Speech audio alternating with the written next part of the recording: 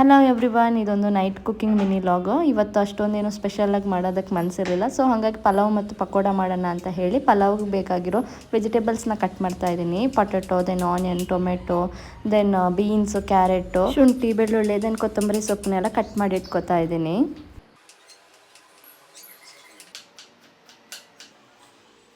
Then ಪಲಾವ್ಗೆ ಬೇಕಾಗಿರೋ ರೈಸ್ನ ಕೂಡ wash ಮಾಡಿ ಎತ್ತಿಟ್ಕೊತಾ ಇದ್ದೀನಿ.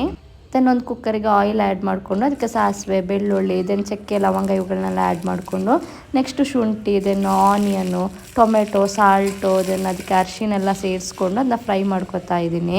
ನೆಕ್ಸ್ಟ್ ಇದಕ್ಕೆ ನಾನು ಕಟ್ ಮಾಡಿ ಇಟ್ಕೊಂಡಿರೋ ತರಕಾರಿನ ಆ್ಯಡ್ ಮಾಡಿಕೊಂಡು 2 ಸ್ಪೂನಷ್ಟು ಪಲಾವ್ ಪೌಡ್ರನ್ನ ಆ್ಯಡ್ ಮಾಡ್ತಾ ಇದ್ದೀನಿ. ಆ್ಯಂಡ್ ರೈಸ್ ಬಂದು ನಾನಿಲ್ಲಿ 1/4 ಗ್ಲಾಸಷ್ಟು ತೊಗೊಂಡಿದ್ದೀನಿ. ಸೊ 2.5 ಗ್ಲಾಸಷ್ಟು ನೀರನ್ನ ಆ್ಯಡ್ ಮಾಡಿಕೊಂಡು ಸಾಲ್ಟ್ ಆ್ಯಡ್ ಮಾಡಿ ನೆಕ್ಸ್ಟ್ ರೈಸ್ ಆ್ಯಡ್ ಮಾಡಿ ಕೊತ್ತಂಬರಿ ಸೊಪ್ಪು ಹಾಕ್ಬಿಟ್ಟು 2 ವಿಸಿಲ್ಗೆ ಇಟ್ಟಿದ್ದೀನಿ.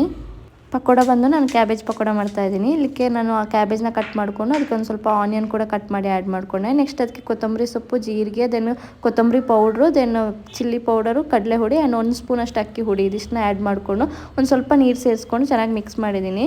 ನೆಕ್ಸ್ಟ್ ಆಯಿಲ್ ಬಿಸಿ ಆದ ನಂತರ ಆಯಿಲಲ್ಲಿ ಚೆನ್ನಾಗಿ ಫ್ರೈ ಮಾಡಿಕೊಂಡ್ರೆ, ಅಂದರೆ ಇದೊಂದು ಸ್ವಲ್ಪ ಫ್ರೈ ಆಗೋದಕ್ಕೆ ಟೈಮ್ ತೊಗೊಳುತ್ತೆ. ಚೆನ್ನಾಗಿ ಫ್ರೈ ಮಾಡಿಕೊಂಡ್ರೆ ಸಿಂಪಲ್ ಆಗಿರೋ ಡಿನ್ನರ್ ರೆಡಿ ಆಗುತ್ತೆ.